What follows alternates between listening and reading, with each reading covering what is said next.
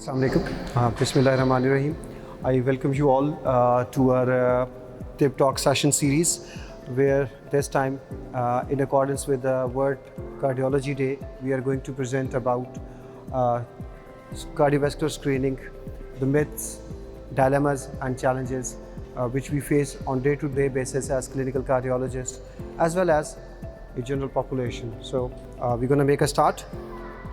So what is the aim and purpose of screening essentially?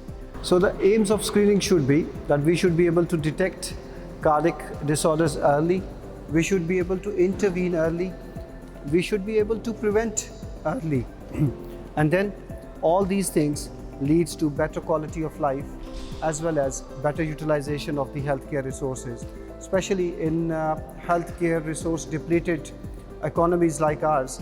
Healthcare economy is going to be the mainstay. So a simple question is, who needs screening? So does this little young man need screening? Or these professional athletes need screening? Or these young growing children need screening? Or these professionals need screening? So the answer lies that at the moment, pretty much everyone would need screening, but their level of screening would be different according to their underlying pathologies and underlying risk factors. So, do we believe in screening in newborns and young children? Yes. Newborn, young children should go through cardiac screening, and sometimes most of the screening is done at the before birth, when we put people through anomaly scans at the age of 20 weeks of gestation, and many cardiac disorders, especially the congenital ones, can be picked in utero and sometimes can be treated in utero as well. Then we should always check for genetically conducted heart diseases. If one of the family members have one of the cardiac conditions which can be transmitted via autosomal dominant pathway, then the family should be screened as well as the newborn should be screened for it. According to the CDC data, about 1% of about 40,000 births per year in the United States tend to develop critical congenital heart disease, and early detection of that would lead to early treatment. So how can we screen newborns for prevalence of congenital heart disease? It can be done with something very simple, a simple pulse oximeter and oxygen saturation measurement in the nursery.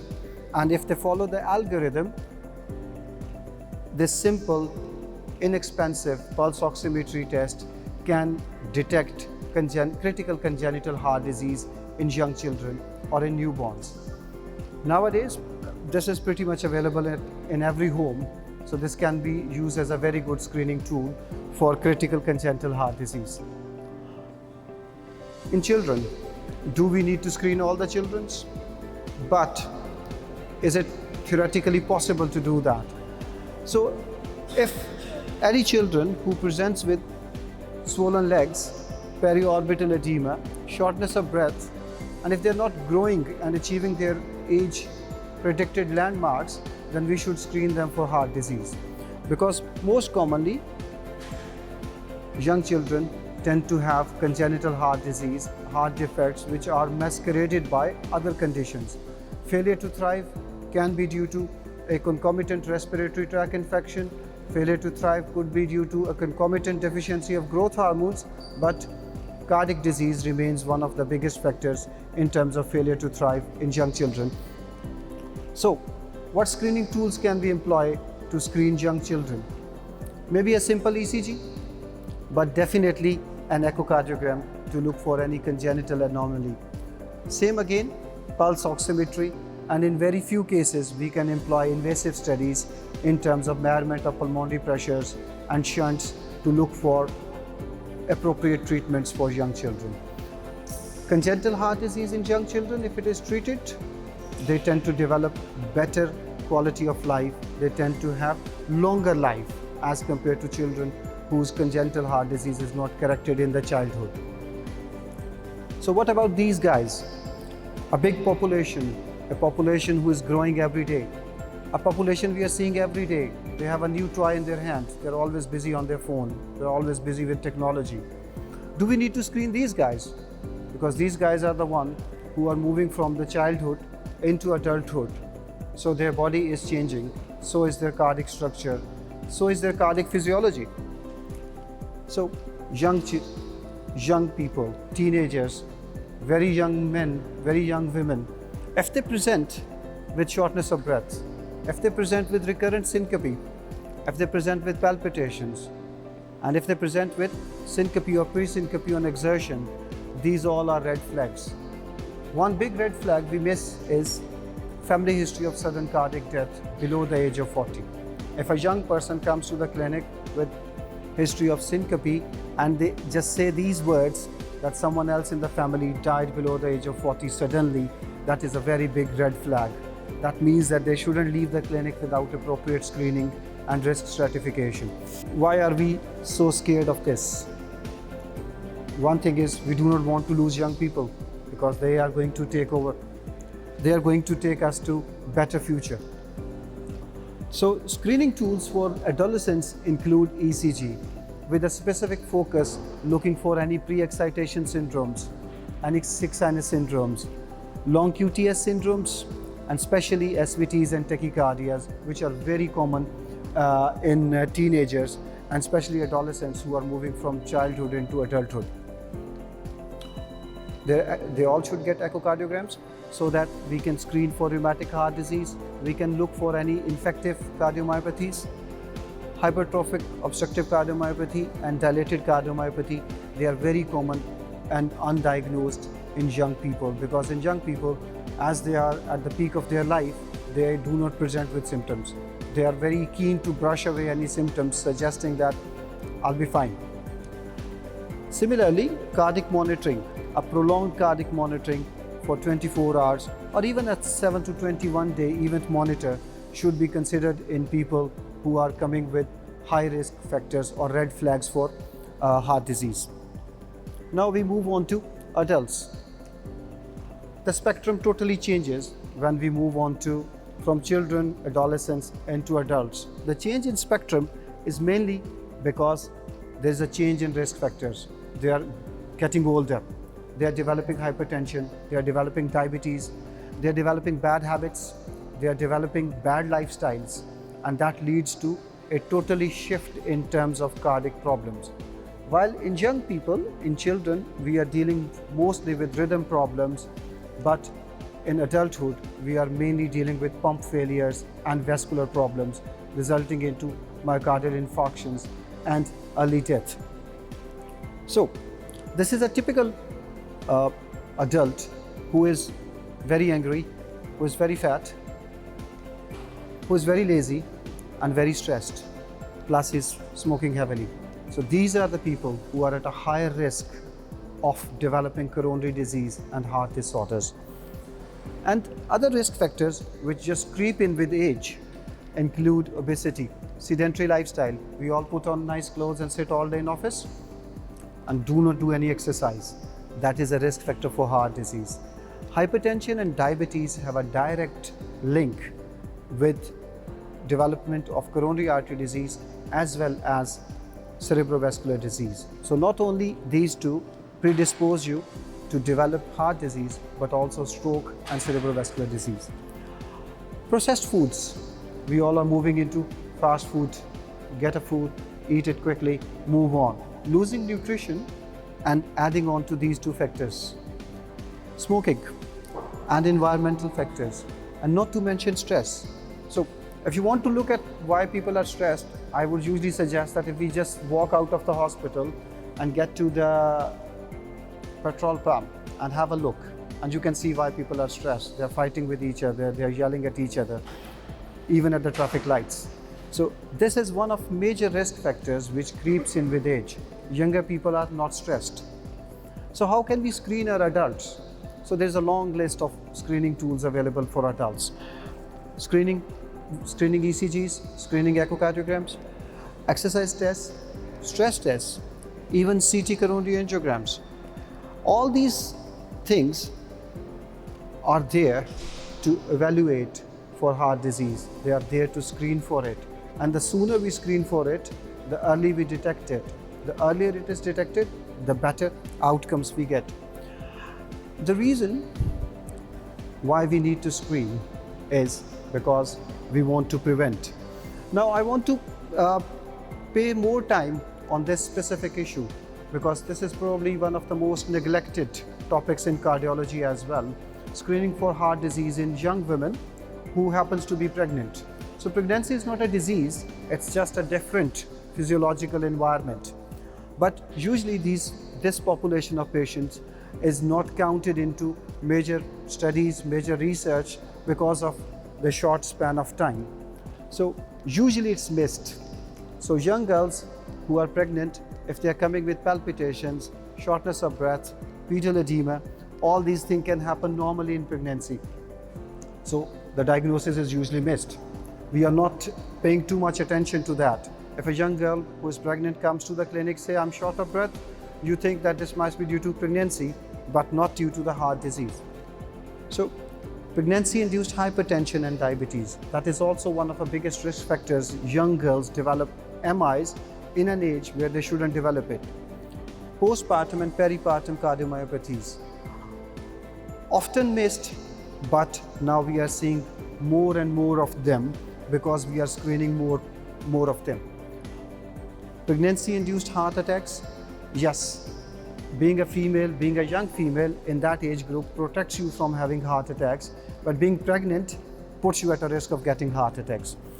Spontaneous coronary dissections, very common in young women who are pregnant and who happens to come to accident and emergency department with ST changes. Most of them develop spontaneous coronary dissections. So how are we going to screen them?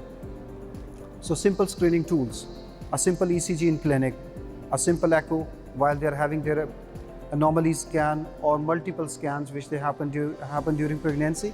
A simple echocardiogram on the top of it can screen for these things.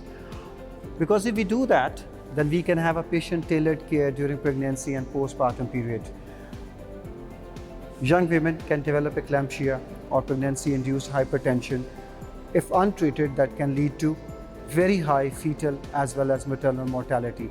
So this group of patients, they should be given special care and they shouldn't be missed out of cardiology clinics and screening programs.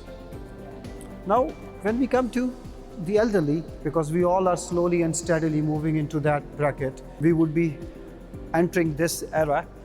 So why it is important to screen for heart disease in the elderly population? Because there is more complex disease in the system.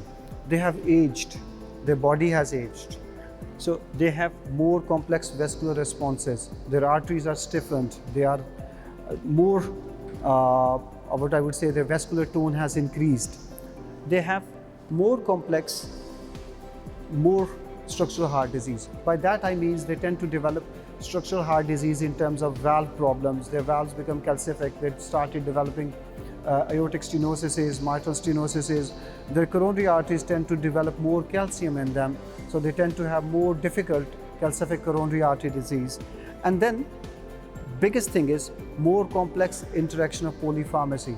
So a typical 70-year-old gentleman would be taking medication for blood pressure, medication for diabetes, something for the prostate, something for the bone, something for the aches and pains which happen to them every day, and they would be having a list of 16 to 17 medications every day.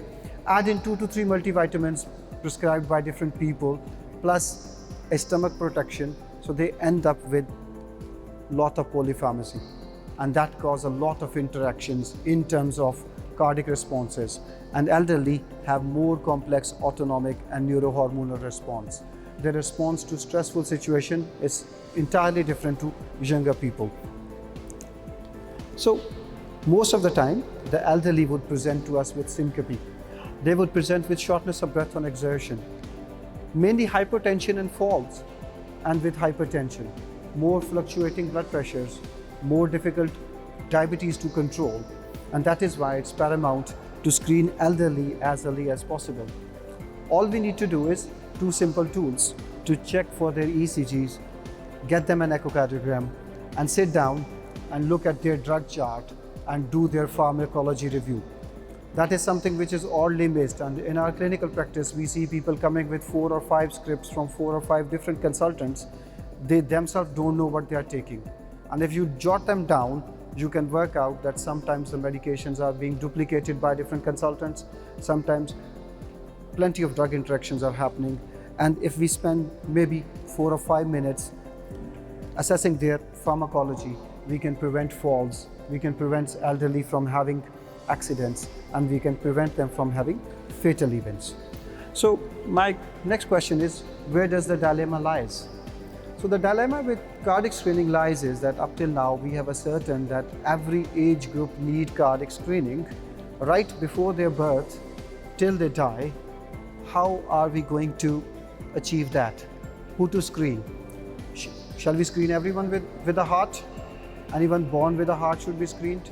So one school of thought believes that that might be the right idea, but that is a very ineffective idea, because then we would be wasting so much resources in screening normal healthy people that any healthcare system would drop down to its knees.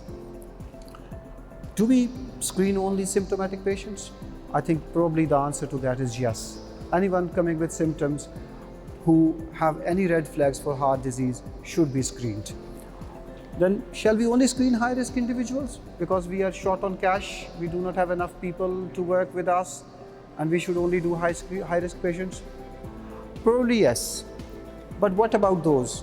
Are we risking people who are not being screened? So the answer to that question is unknown to me. No one can actually predict how much risk an asymptomatic patient is carrying.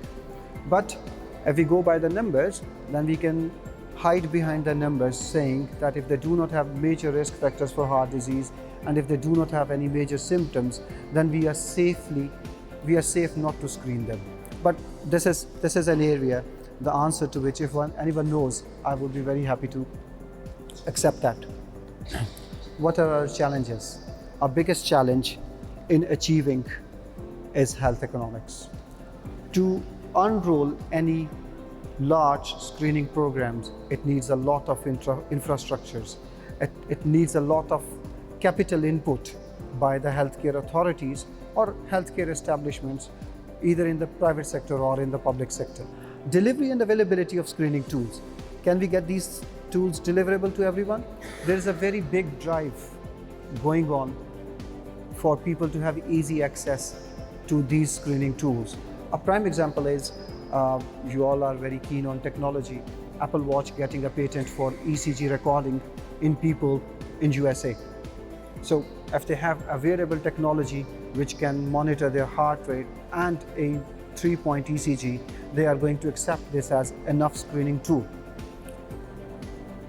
Handheld echo probes are very common nowadays, and they are being touted out as an alternative of stethoscope for a cardiologist, so that every clinic should have one. So simple echocardiograms, simple screenings can be done.